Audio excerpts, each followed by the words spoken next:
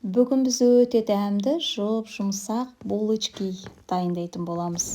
Ең әуелі видеоны соңына дейін қарап, арнаға тіркелмеген болсаңыз, міндетті түрде тіркелуді ұмытпаңыз.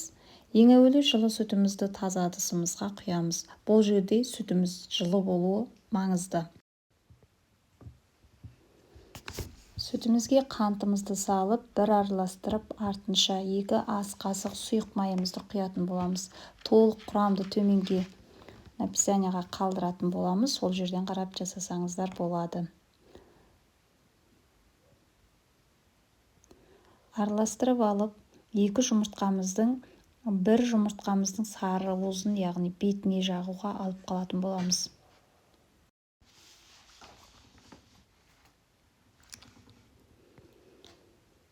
Бұл жерде мен 1,5 және де 1 жұмыртқаның ақ уызын салдым.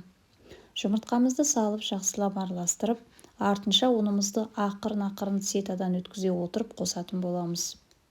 Ұнды міндетті түрде сетадан өткізіңіздер. Ұнды сетадан өткізіп салатын боламыз. Бұл булочкамыздың көтеріліп пісуі үшін өте маңызды. Барлығын осылай өткізіп, сетадан араластырып, қолымыздың көмегіменен қамыр илейтін боламыз.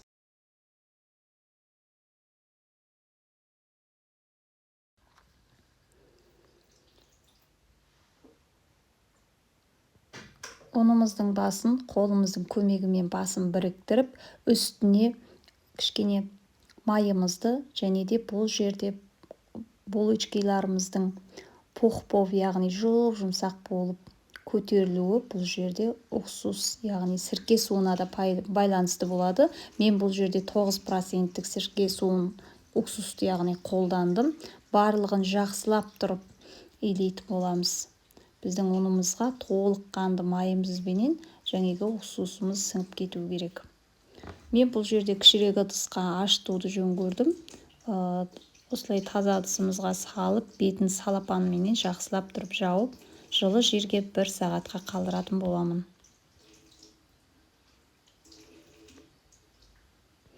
Мінекей 1 сағатқа қалдырдым.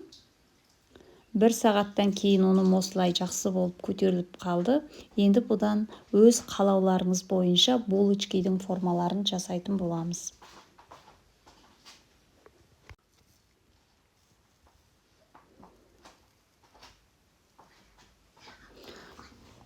Мінекей өте жақсы көтерілген менде.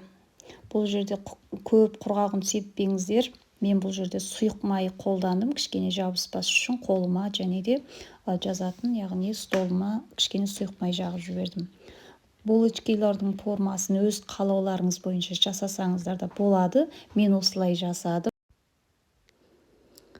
Барлық формасын жасап орналастырғаннан кейін 15 минутқа бетін жауып, жылы жерге қойып қоятын боламыз. Бұл біздің булочкамыздың кішкене көтерілу үшін.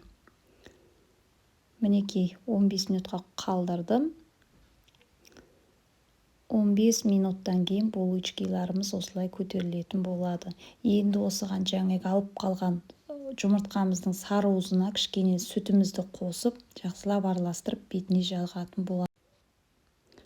Әркімде пеш әртүрлі пісуі мүмкін. Мен 180 градуста 15-20 минутта пісіріп алдым. Мінекей осындай жұмсақ булочкаларым дайын болды. Сіздер де жасап көріңіздер.